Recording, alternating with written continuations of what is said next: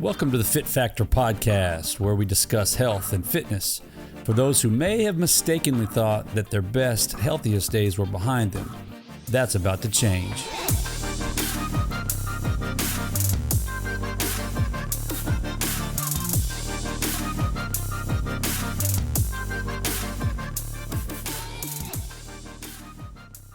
Welcome to the Fit Factor. It's good to have you here today. My name is Nathan Redman, and I'm the host here at Fit Factor, and glad to have you here. We're going to have some fun today. We're going to talk about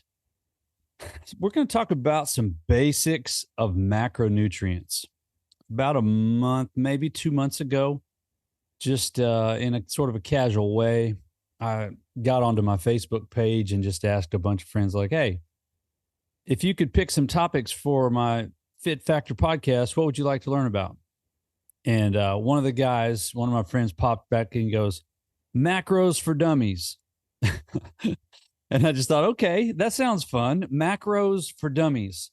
So today, I guess, thanks to Donnie, I won't say his last name. Don't want to put anybody on blast, but today, Donnie, at his request, I did not name this podcast. Donnie named it. But today's podcast is Macros for Dummies. And really, the fact of the matter is, it's not a concept that's really widely understood. As a matter of fact, just this week, I was having a conversation with a guy that I'm training, and we were talking about his daily diet. And I said something to him about, well, you just got to make sure you got your macros dialed in. And he looked at me and goes, I don't even know what that means. And I just thought, man, I just assume being in this world of nutrition and training and whatnot, I just assume something like macros is something that people just kind of get and understand. But right there in that moment, I was like, wow, I need to do the podcast. I need to do the podcast on macros. So we're going to do that today. We're going to jump right into a conversation about macros. So I guess the place to start would be this. What is a macro? What are macronutrients? Well, macronutrients are the main nutrients of the body, the main nutrients. All right, we've got macronutrients, which is the big picture, big stuff. And then we've got what would be referred to as micronutrients, which is the small, much more lower intakes type stuff. That's your vitamins, your minerals, and things like that. So macronutrients are the big boys. And there's primarily three macronutrients: carbohydrates, also known as carbs, fats, and proteins. Those are the three macronutrients, okay? And basically, they provide energy in the form of calories, okay? So a calorie, just to keep things simple, a calorie is a unit of energy.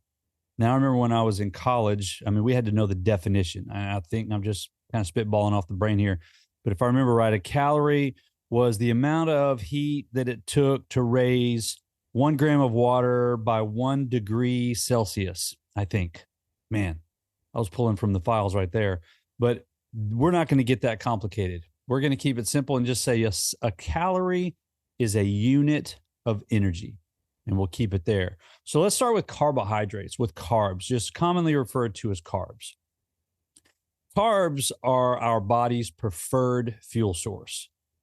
Carbs are what our body really, really loves to function off of and use for energy, especially our brains. Our central nervous system and our brains are highly dependent on carbs. They really prefer carbohydrates, but carbs is definitely the body's preferred fuel source. So from a nutritional standpoint, kind of a simple place to start would be here. There are 4 calories in 1 gram of carbohydrates. Okay. So 25 grams of carbs is 100 calories. 100 grams of carbs is 400 calories, and so on and so forth. So 1 gram of carbs has 4 calories. Okay. Now, from a fuel source standpoint, here's one way that I like to kind of paint a picture in your mind. If you ever went camping and you tried to start a campfire, what's the first thing you would do as a means of starting a campfire? If you were in Boy Scouts or you were in, some form of an organization that taught you how to kind of live outdoors and live in the wild a little bit, the first thing that you would be taught is you need to go find some tinder or some kindling. That's the stuff that's going to light on fire very quickly and very easily. I always think of a newspaper. If I'm starting a fire in my fireplace here at the house in the wintertime, which in Houston is like maybe 5 times a year, but if I'm starting a fire in my fireplace, the first thing I'm going to do is I'm going to go find some newspaper.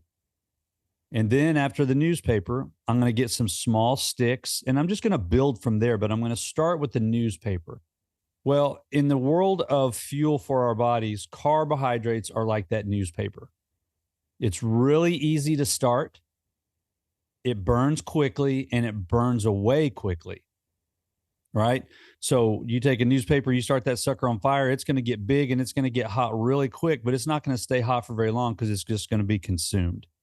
That's carbohydrates, which is why you see in the athlete world, in the sports world, such an emphasis on things like Gatorade and Powerade, because they're loaded with simple sugars that are quick fuel that an athlete can drink, and literally within seconds, the body will take that sugar and start converting it into energy. All right. As a runner, one of the things that I use when I'm on long runs, whether it be a half marathon or a full or any sort of training that's long distance, if it's more than maybe, I don't know, if I run more than maybe 6 miles in a given session, I'm going to take fuel with me. And that fuel is going to be in the form of what in the runner's world and in the endurance world, we use things like goos and gels, but they're basically just little 100 to 150 calorie shots of sugar is really all they are. It's just fuel. It's instant fuel, instant energy.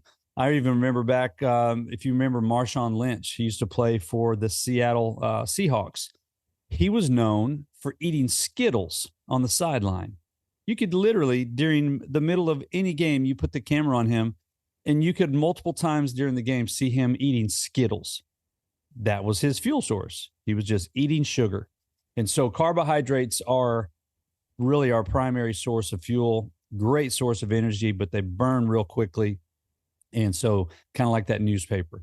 Now, from a chemical standpoint, molecular standpoint, carbohydrates, let's break down that word and kind of let you see what the carbohydrate is. What's it made of? Well, the first half of that word carbo comes from the word or the fact that a carbohydrate is made out of carbon, right? And hydrate, that would imply some sort of water, right? So a carbohydrate is basically a carbon molecule attached to water molecules. Generally, there's about 4-to-1 water to carbon in a carbohydrate. So if you have 1 gram of carbohydrate, you're going to have 4 to 5 grams of water attached to that carbohydrate. That's one of the reasons that when you go on a ketogenic diet or a low carb diet, that you see such a significant amount of weight loss in the first 3, 4, 5 days of that particular type of diet, because the carbohydrates that are stored in your body will get burned as energy. They'll release the water that's connected to that carbon molecule. But if you're not replacing the carbohydrates with carbohydrate fuel sources, your body will start to lose water weight. So when you see people go on a ketogenic diet and they lose 4, 5, 7, 10 pounds in a week, that's not fat weight. That's almost all water weight just from burning through the stored carbohydrates in our body. And that water that gets released when they burn those carbs, that's where the weight loss shows up in that first week for people that are on any sort of a ketogenic diet. So if you didn't know that, now you know. So carbohydrates are either one of these 3 things, okay? They're either used as fuel immediately after consumption. Think about the Skittles and Marshawn Lynch or the Gatorade for an athlete, okay? So they're either burned when consumed, or if they're not burned immediately, they get stored in the liver and in our muscles, okay? We can store roughly 500 grams, depending on the size of the human, but about 500 grams of carbs throughout our body, through our muscles and through our liver, okay? And if you remember back, there's 4 calories in 1 gram of carbs. So if we can store 500 grams of carbs throughout our body, that's 2,000 calories worth of carbs that we can store. All right. And that's 1,500 grams of water. 500 grams of carbs. If we go 3-to-1 or even 4-to-1, sometimes even 5-to-1, we're talking a lot of water weight. A lot of water weight. It could be 2,000, 2,500 grams of water all throughout our body just because of the carbs that are stored. So there again, talking about the ketogenic diet, that's why you see so much weight loss early on, is people literally could be losing 1,500, 2,000, 2,500 grams of water. All right. So once the muscles and the liver are kind of maxed out with carbs, the next thing that our body does is it stores the excess carbs as fat, which is why we see so much obesity.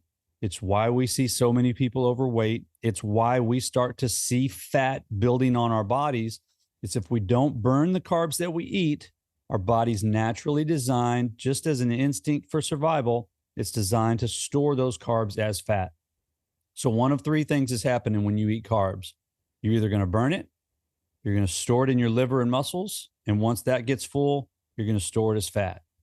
Okay? So carbohydrates are, we're going to keep this real simple. We're going to snorkel. All right, we're not going to scuba dive here. We're going to snorkel. We're going to stay on surface level. Just give you a little bit of basic chemistry here about carbohydrates.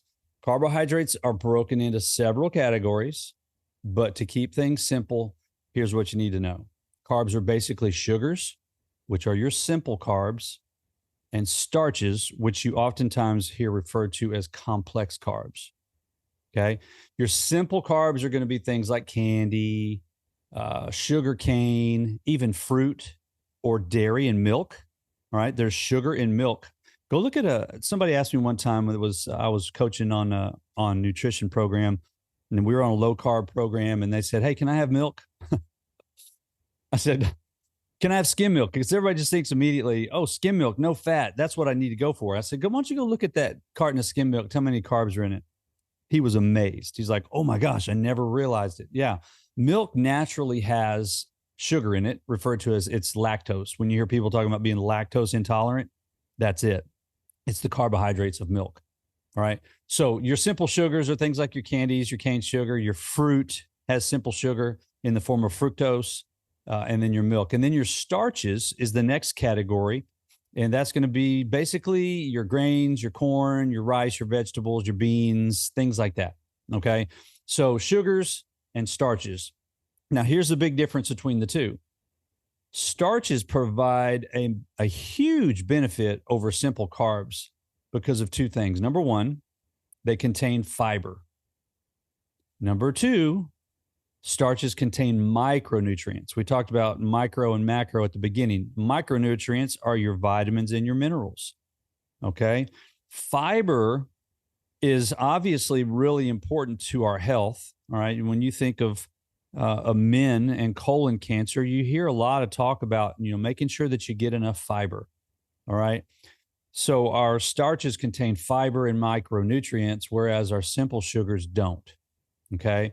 So high fiber fruits have a lower insulin release than simple sugars. That's another key piece of the puzzle. So fiber in fruit is what separates it from your sugary things when it comes to people like type 2 diabetics or pre-diabetics or people that are trying to watch their blood sugar. There's a big difference between eating a handful of blueberries and eating a handful of Skittles if you're Marshawn Lynch. Massive difference. They can have the same amount of grams of carbs, but the amount of fiber that's coming in the fruit is going to slow down the absorption of the fructose in the fruit, and it's going to lower that insulin release, and the impact on your body is not going to be anywhere near the same. So fiber is a key piece of the puzzle when we talk about our starches over the simple sugars. Okay. So high fiber fruits have a much lower insulin release than simple sugars, and fruits that have less fiber and more fructose can cause higher insulin response. A good example of that is this. I mentioned blueberries a minute ago. Blueberries have a very high fiber count. Mangoes and pineapples, not so much. So you could eat a handful of blueberries, check your blood sugar 30 minutes later, And you could do the same test eating mangoes and pineapples and check your blood glucose 30 minutes later, and you will see a different response because of the amount of fiber in the blueberries. And also there's more fructose in the mango and in the pineapple. They're just sweeter. You don't have to, I mean, you can sample a handful of blueberries and then eat a mango and immediately you'll be like, yeah, that mango's a lot sweeter. Okay. So the big difference there in the amount of fructose, but it's a game changer when we're talking about the impact of fructose versus sucrose, which is your table sugar, and all your simple sugars. All right. So you hear a lot of people talk about just avoid carbs, avoid carbs, avoid carbs, especially in the world of type 2 diabetics and blood sugar. But the truth of the matter is fruit, especially high fiber fruit, is a really great source of carbs for somebody even that has type 2 diabetes. All right. And we won't get in deep into that, but big difference. Okay. Big difference. I want to take a minute to mention Fit Nutrition. Roughly 80% of Americans take some form of dietary supplements. But unlike pharmaceutical companies, supplement companies aren't responsible for making sure that their products are safe and effective. An alarming number of mass market dietary supplements are mislabeled, underformulated, and contain contaminants and banned substances. And if you're one of the 80% of Americans who take supplements, you might be wasting your money on ineffective or unsafe products. This is why Fit is different. They're third-party tested and NSF certified, so you know that you're getting what the packaging says you're getting. I've been using their products for a few weeks now, and I can tell the difference already. For more information or to purchase Fit supplements, just go to the link in the show notes and receive 20% off, not just your first order, but every order. But you have to use our link to get the discount. Anytime you hear a starch or a sugar or a carbohydrate, you can pretty much identify it immediately just by the suffix of OSE. So anytime you hear sucrose, maltose, lactose, glucose, fructose, galactose, anytime you hear that OS, that immediately tells you that's a carbohydrate. That's a carb. Okay. So your carbs, again, 4 calories per gram. Body loves them as fuel. And here's one thing I wanted to mention too. I have people often ask me, I'll get text messages or phone calls from clients and they're like, hey, I'm at the grocery store and I'm about to buy this whatever it is. And they'll say, what does net carbs mean? It says it has 0 net carbs, but on the back, it says that it has 12 grams of carbs. What does that mean? Well, net carbs is quite frankly meaning that the amount of carbs that are actually absorbed by the body when you eat that product is the net carbs. So if you see something that's promoting net carbs on the packaging and it says 5 net carbs, but you look at the package on the nutrition label and it says it has, let's just say 14 grams of carbs, basically what that's telling you on net carbs is that there's fiber in those carbs. Some of those carbs are coming from the source of fiber, and your body doesn't absorb fiber. All right. It just passes through your body, which is why it's great for colon health. It's a good little clean out machine. Right. So net carbs, when you see that, if you've ever wondered, it just means that's the amount of carbs that are actually absorbed by your body. The rest of it's just going to pass right through, basically going to have no impact whatsoever. Okay. But be really, really careful when you're shopping and you see packages like that, because if you think for 1 second that the food industry is out to help you out, you are sorely mistaken. Those packages may not necessarily be accurate. So if you're trying to be on a ketogenic diet and you're trying to maintain a really strict carb count, I would be really hesitant to eat things that are promoting net carbs, because if that packaging's wrong, you can be just a little bit over the border of what your body will allow you to have in carbs to bump you out of ketosis. So just something to think about. But that's what net carbs are. Whenever you see net carbs, that just basically means these are the carbs that actually get absorbed into your body. Everything else just passes through. All right, so that's carbs. Next macronutrient is fat. All right, fat is a different animal. No pun intended. Or maybe it is intended. I don't know. But fat is a different animal altogether in so many ways. So we've got 4 calories per gram in carbs. Fat is where we go over double. 1 gram of fat contains 9 calories. Okay, that's important to know if you're trying to maintain or lose weight. There are over double the amount of calories in 1 gram of fat that there are in carbs. Okay. However, we need to be super careful to not be scared of fat. We don't want to have a fat fear because fat is incredibly important to our survival. We have to have fat. Our bodies require fat in order to function properly. But we just have to make sure that we eat fat and consume fat in moderation. And we're going to talk at the end of this podcast just about some basic parameters of how much fat you need in a day. But just know this, don't all out just say, I'm going on a super low fat diet. That's not good for you. Your body needs fat. In fact, there's 4 vitamins that are critically important to your health that are called fat soluble vitamins. If you don't have fat in your diet, these vitamins cannot be broken down and absorbed into your body. Those vitamins are A, D, E, and K. You have to have fat in your diet for those 4 vitamins to be properly digested and used in your body. Okay? So that's important to know. Another thing, ladies, this might be important to you. Healthy skin, healthy hair, and healthy fingernails. All right? Those are dependent on you having a proper amount of fat in your diet. So if you go ultra low fat, you could see it impacted negatively in your skin health. You could see your hair get brittle. You could see your nails get brittle.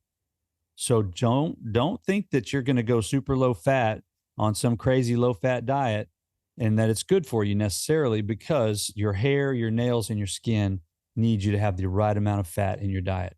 Now, from a fuel source standpoint, fat is an excellent fuel source. I mean, excellent.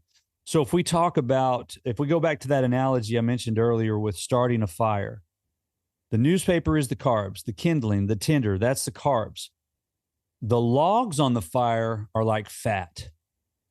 It takes a little while for them to get cranked up, but once you get the fire going, the duration and the heat and the length of time that fire can burn, that's what fat is. Fat is the logs on that fire.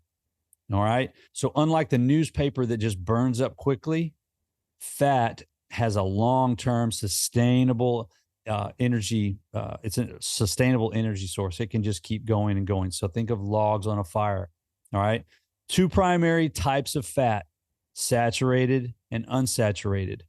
Saturated is generally going to be your animal-based fats, and your unsaturated fat is generally going to be your plant-based fats. All right. Saturated fat is solid at room temperature. Unsaturated fat is liquid at room temperature.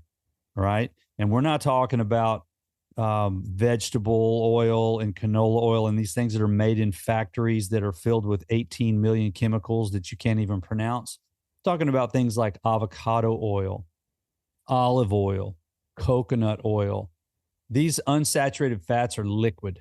Okay. So that's a good way to recognize if something's saturated or unsaturated. You take a stick of butter, heat that sucker up, or even let it sit out in room temperature. It's going to get soft. You have to keep it in the refrigerator to keep it firm, but it's going to be solid. It's going to be solid at room temperature. Even though it might get soft, it's still solid. Okay. So, on your daily diet, lean heavily to unsaturated fats. Lean heavily. I don't want to give, let's just say 70-30, 80-20, right? Unsaturated fat should be the bulk of your daily intake of fats. All right. So just keep that in mind. Saturated, unsaturated fats. Unsaturated is coming from plant. That needs to be your primary source of fats. All right. Healthy fats are a part of this conversation as well. You may hear conversations or talk about things referred to as omega-6s and omega-3s. Those are referred to as healthy fats. You're going to get omega-3s from things like cold water seafood, seeds, some nuts, olive oil, avocados, olives. Your omega-6s are going to be a lot of your nuts. So when you're talking omega-6s and omega-3s, that's basically going to be your cold water seafood, and it's going to be your nuts and even avocados and olives. just do a quick search if you want to know more about omega-6s and omega-3s, but those are your healthy fats. They refer to them as healthy fats because they have significant health benefits. And we won't get into all those. You can do a search on those as well, but include omega-6s and omega-3s in your daily diet. But keep in mind, fat is fat when it comes to calories. Just because it's almonds and walnuts and flax seeds and avocado doesn't mean you just need to go ham on those, because 9 calories is 9 calories is 9 calories when at the end of the day, you're in a surplus of calories. Even if you got that surplus of calories from healthy fats, you're still going to store that fat away. Okay. So don't get confused by healthy fats versus, I'm not going to call them unhealthy fats, but there are a specific branch of fats referred to as healthy, but they still have 9 calories each. Be super careful. And the last macronutrient, this is my favorite of all the macronutrients. If I can play favorites with my kids, so my favorite macronutrient is protein. Now, we did a podcast last week about protein, so we're not going to talk really deeply about this, but I just want to hit on one or two, just a couple things here. Protein, very much exactly like carbohydrates, has 4 calories per gram. Okay. The difference here is this: the purpose of protein and the use of protein and why our body needs protein is vastly different from carbs and fats. Protein is a horrible form of energy. It is not really meant to be used as energy at all. Okay. You never want to eat a steak before you go on a run. It's not going to help you fuel your run. In fact, it might cause you some problems on your run. But you're not going to use protein as an energy source. It's a horrible source of energy. Okay. Protein is primarily used in building and repairing the body. Okay. Think back to that fire analogy. We've used that twice already, so let's stick with it. The carbohydrates was the tinder and the kindling in the newspaper. The fat was the logs. Protein is like a piece of steel. It's going to be really, really hard to fire that sucker up. Can you burn steel? Sure. You can melt it. You can heat it up. Absolutely. But is it easy? Is it efficient? Not at all. Okay. So protein's not really an energy source. Just because it has calories doesn't necessarily mean it's an energy source. It is meant for building, growing, repairing the body. Okay. So it's the construction material. It's the construction material. And proteins are made of what are referred to as amino acids. If you were to take a protein apart and take the ingredients out of a protein at the microscopic level, that protein would be made of what's called amino acids. There's 20 different amino acids that human beings need. 9 of them are essential amino acids, which means you have to eat them. You have to ingest them in order to take them in. But the other 11, our bodies can make them. It's really cool. Our body can make about 11 amino acids just as it needs to. It can pull from multiple sources and it can just go into its own chemistry lab and make about 11 amino acids. But there's 9 that we have to eat. All right. And of those 9 that we have to eat, 3 of them are referred to as branch chain amino acids. And those are going to be your leucine, your isoleucine, and your valine. Super important if you're involved in exercise and fitness, especially the leucine. We talked about that last week on the podcast. Leucine, probably the most important of all the branch chain amino acids. In fact, it is the most important. Might be. Leucine is the big boy. So those are the building blocks of protein. All right. So let's do a quick review. We did carbs. We talked about carbs, fats, and proteins. Carbs, the body's preferred fuel source. Remember the newspaper. All right. 4 calories per gram. All right. Pretty much anything you eat that comes out of the ground is a carbohydrate. If it grows out of the ground, it's a carbohydrate. All right. When you take in more carbs than your body can store in your muscles and livers, which again is about 500 grams total, when you take in more than that, it starts getting stored as fat. That's where the fat gain comes in. That's where we gain weight. Overconsumption of carbs. Okay. Fat has 9 calories per gram. It's an important macro. You got to have it. Don't go crazy with low fat stuff. Just be in moderation. You want to eat your fats, especially prioritize your healthy fats, your omega-3s, your omega-6s. Fat is a fantastic fuel source. Think of the log, long burning, sustainable energy. You could literally live off of your stored fat for weeks, some people even months. You could live off stored fat. Phenomenal source of energy. Okay. And then last but not least, my favorite of all the macros is protein, primarily used for growth and repair. Terrible fuel source. Don't eat protein to fuel your races. Don't eat protein to fuel your body for anything. It's not what it's for. Okay. And essential amino acids have to come from what we eat, which is primarily going to be animal products. Okay. It's going to come some from plants. Yes, it will. But animal-based products, your meats and your eggs and your dairy, those are loaded with amino acids, especially your essential amino acids and your branched chain amino acids. Okay. So some basics to think about when you're talking macros. Number one, prioritize your protein. You want to shoot for about 0.7 grams per pound of body weight. And if you're active and you work out a lot and you're into a fit lifestyle, shoot for 1 gram per pound of body weight. Number two, keep your daily calories from fat in the range of about 30% plus or minus 5%. So somewhere between 25 and 35%, somewhere in that window. I kind of like to settle in between 25 and 30 if I'm writing a program for somebody. But of your daily calorie intake, somewhere in the window of 30% of your calories should come from fat. Okay. And number three, if you'll set your protein target and you know that fat should be roughly 30% of your daily calories, it's pretty easy to know how many carbs you're going to get each day, because carbs are just going to fill in the difference between what you've taken in and what your maintenance calories are. And when I say maintenance calories, that simply means what do you burn in a day on average, and to maintain your weight. That's where we come up with maintenance calories, to maintain your weight and not take in more calories than you need or fewer calories than you need. That's easy to figure out what your carbs are going to be once you know your maintenance calories. All right. So I'm going to take you through a little exercise on how to count your macros, how to line out a daily action plan for your macros. All right. We're going to go into a little bit deeper dive here, but I think this will be good for some of you. So we're going to learn how to count macros. I'm going to give you a basic formula, basic system. Now, you have to know what we call TEE is, your total energy expenditure. You have to know how many calories you're burning in a day. And I can't do that for you right here on this podcast, but I can give you an example and something that you can work from. And then if you want to reach out to me and get me to help you to put this together for you as an individual, by all means, DM me on social or find me through my website or whatever. But here's what we're going to do. We're going to take an example. And in the example, we're going to take a 185-pound man. All right. He's moderately to highly active. It Factor coaching is growing and it's exciting. We are casting a bigger net. We have added a brand new service to what we do. And that service is in a whole new layer of nutrition coaching with CG Nutrition.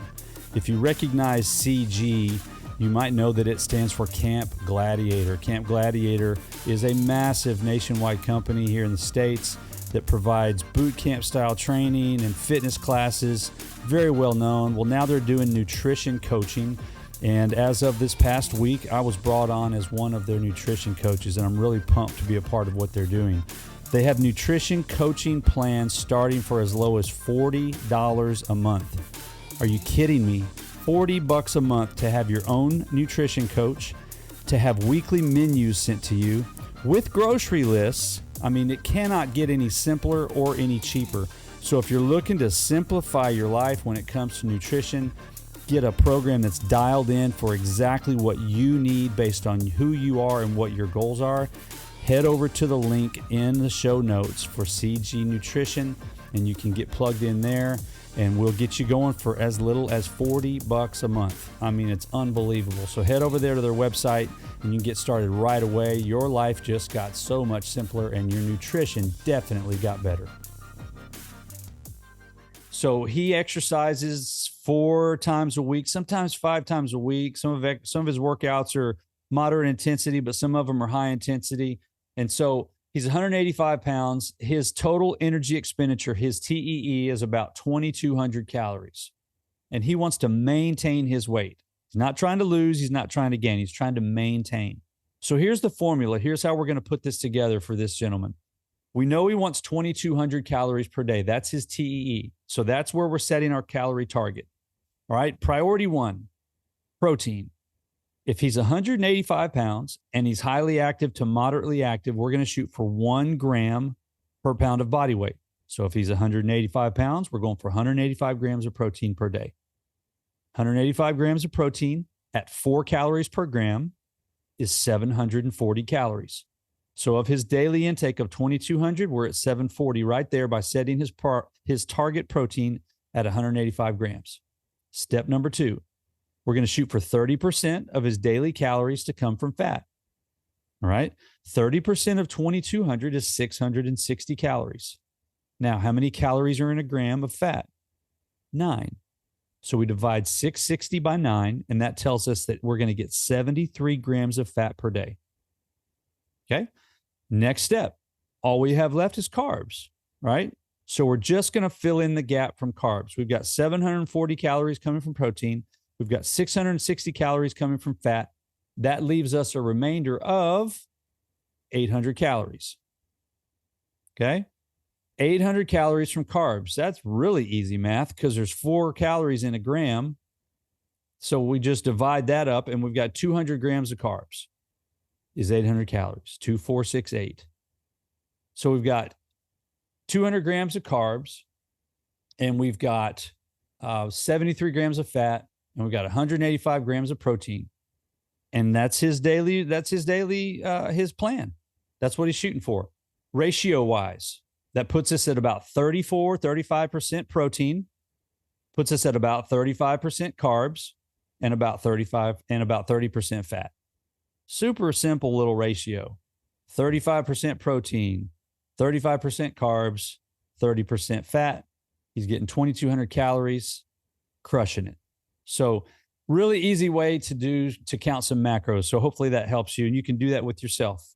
It's real easy to do. And like I said, if you need some help, if you want me to write a plan for you or a program for you, I'd be happy to do it. That's one of the things I do. I love it. So you can tell I kind of geek out about this stuff. So if you don't geek out about it and you want somebody that does geek out about it, maybe I can help you out. But so I hope this is helpful. Macros for not so dumb people, but my buddy called it macros for dummies. So I'm going to blame him for that. But hopefully this is helpful for you. Hopefully you learned something here and you can leave this podcast with a little bit more knowledge than you had before you got here. And if that's what happened, boom, that's a win for me. Massive win for me. So you guys have a great day. Thanks for coming by and I'll see you on the next podcast. Before you go, make sure you swing by my website, itfactorcoaching.health. You can find out more information about everything that I do, everything from nutrition coaching to health coaching, weight loss, personal training, both virtual and in person. I'd love to help you out. Bottom line is this, we're looking to help people get healthy. We are looking for people that are looking to make changes to their health. I've said this before and I'll say it again. I am the bridge that takes you from A to B. Where you are right now is A. Where you want to get is B. I'm the guy that can help you get there. So head over to itfactorcoaching.health and let's get your health journey started.